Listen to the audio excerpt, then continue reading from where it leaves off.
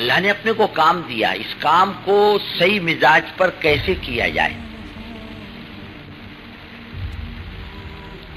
اور کام کو امت تک کیسے پہنچایا جائے اور کام اپنی زندگی میں کیسے لایا جائے اس دین کو، اس کی فکر کے لیے یہ پرانوں کا جوڑ ہوتا ہے، اس کی فکریں ہوتی ہے باقاعدہ۔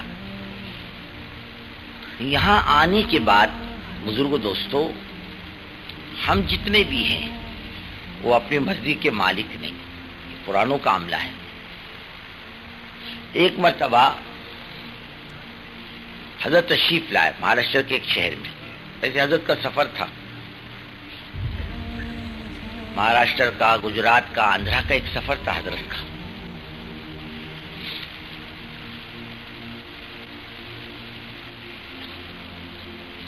اس سفر میں حضرت کا ایک دن مہاراشٹر کا بھی بیچ میں سے گزرتے ہوئے ایک شہر میں طے کر لیا، حضرت ایک دن ہے ہمیں دیتے جائیں آپ۔ وہاں عورتوں کی توبہ کا موقع رکھا کہ اچھا خاصا اجتماع عورتوں کا ہو جائے، اس میں حضرت تشریف لے جائیں۔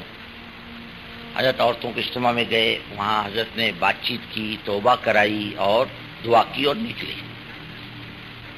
ایک آدمی گاڑی لے کر آیا اور حضرت کی گاڑی میں گھسنے لگے، حضرت میرے گھر چلو، میرے گھر میں بھی عورتیں جمع ہیں، وہاں حضرت بیعت فرما لیں۔ حضرت نے فرمایا بھائی تم نے یہاں کیوں نہیں جوڑا، یہاں سب عورتیں جوڑی تھی، تم نے کیوں نہیں جوڑا؟ نہیں حضرت میرے گھر چلو، عورتیں وہاں بھی بہت جمع ہیں، یوں ہیں یوں ہیں۔ حضرت کی گاڑی میں گھسنے لگا، حضرت نے فرمایا ایسا کر لو میں اتر جاتا ہوں، تم بیٹھ جاؤ۔ نہیں حضرت میرے کو بھی جگہ ہو جائے گی۔ وہ زبردستی حضرت کی گاڑی میں گھسا۔ حضرت نے اس کے جواب میں کیا کہا معلوم؟ پتہ چلتا ہے کام کرنے والوں نے تمہارا مزاج خراب کر دیا، اور کام کرنے والے تمہارے گھروں میں دعوتیں کھاتے ہیں، اس لیے تمہارا مزاج بگڑ گیا۔ بگاڑ کو پہچان لیا، ہمارا بگاڑ کیا ہے۔ اگر یہ کام کرنے والا طبقہ صحیح ہے علاقوں میں، تو علاقوں میں کام بھی صحیح ہوگا، کام کا مزاج بھی صحیح ہوگا۔ اور کام کرنے والا اگر علاقوں میں ڈھنگ کا نہیں ہے تو کام بھی صحیح نہیں ہوگا اور کام کرنے والا بھی صحیح نہیں ہوگا۔ اور صحیح کیا ہے جو اپنے بڑے بتلاتے ہیں، اس میں اپنی مرضی کو، اپنے مزاج کو، اپنے تجربے کو کوئی دخل نہیں، اپنے علم کو کوئی دخل نہیں کہ میں جانکار ہوں، میں بھی پرانا ہوں، میں بھی شانہ ہوں، میں بھی اپنی ترتیب چلاؤں گا۔ فرمایا نہیں، اس کی گنجائش نہیں،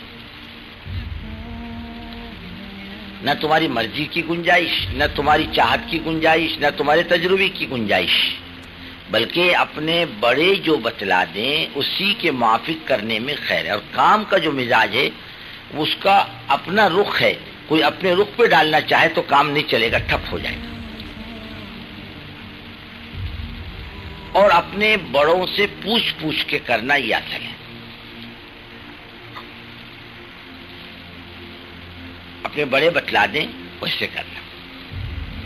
اللہ جس سے کام لیتا ہے کام کا مزاج بھی اسے سمجھاتا ہے،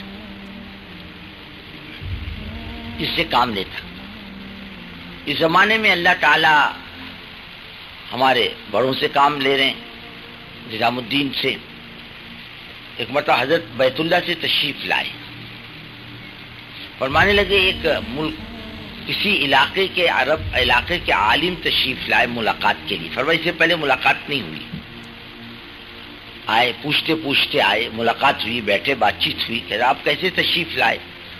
کہنے کہ مجھے آپ کی خدمت میں اللہ کے رسول صلی اللہ علیہ وسلم نے بھیجا ہے، جاؤ ملاقات کر لو۔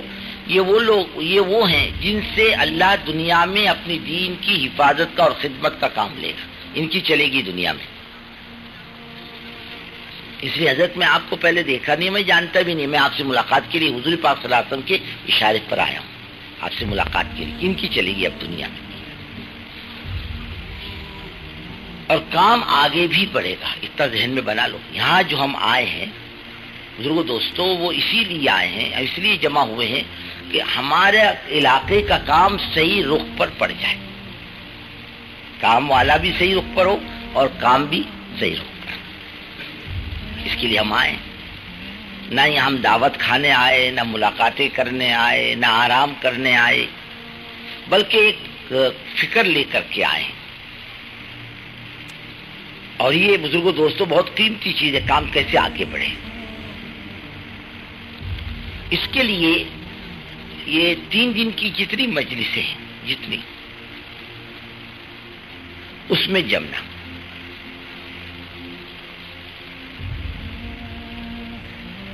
آدمی پر بعض مرتبہ سستی غالب رہتی ہے، لیکن اگر یہ مجمع اب ترتیب سے اپنے آپ کو کام میں لگائے تو انشاءاللہ اللہ نے چاہا تو کوئی چیز اس پر مشکل نہیں ہوگی. جیسے کام کے ٹائم پہ کام، آرام کے ٹائم پہ آرام، کھانے کے ٹائم پر کھانا، اگر اس پر یہ قابو پا لے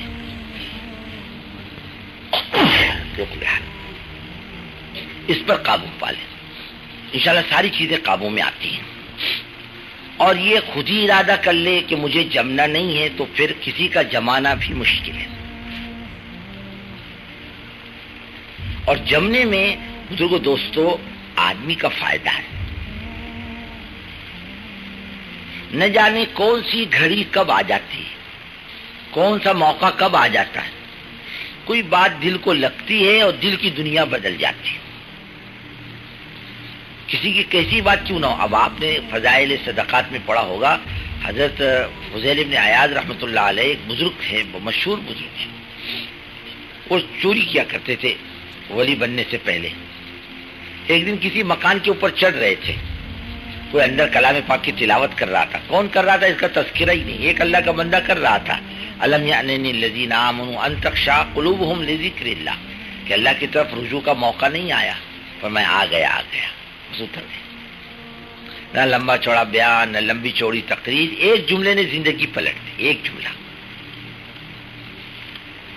یہاں 2-3 دن کی مجلسوں میں نہ جانے اللہ تعالیٰ نے کس کی ہدایت کس کی زبان میں اٹکائی، اللہ ہی جانتا. اس کی زبان سے یہ جملہ نکلا اور اس کی دل کی دنیا پلٹ گئی. جیسے حدیث پاک میں آتا ہے، ایک صحابی بکریاں چرا رہے تھے مدینے کے اطراف میں. ایک بھیڑی نے بکری پکڑ لی، انہیں بکری چھڑا لی بھیڑیے کے منہ سے. بھیڑیا کہنے لگا اللہ تعالیٰ نے میرے کو روزی دی اور تم نے چھین دی. بہت ڈرے کہ بھیڑیا بات کرتا ہے. فرمایا میرے بات کرنے پر تعجب مت کرو، بلکہ اللہ کے رسول صلی اللہ علیہ وسلم مدینے میں ہجرت کر کے تشریف لا چکے ہیں، تم ابھی تک نہیں پہنچے ایمان لانے کے لیے. تعجب کی بات یہ ہے. اب اس کی زبان سے بات سنی. اب بھیڑیا کون ہے؟ ایک درندہ ہے، مخلوق اللہ تعالیٰ کی. اس کی زبان سے بات سنی اور اللہ کے رسول صلی اللہ علیہ وسلم کی خدمت میں پہنچ گئے. وہ بھیڑیا ہدایت کا سبب بن رہا.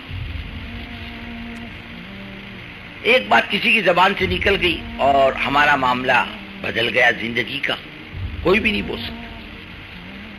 گھڑیاں ہوتی ہیں کچھ اللہ کی طرف سے، قبولیت کی گھڑیاں. ایسی یہاں کی جتنی مجلسیں ہیں ان میں جمنا. ایک بات.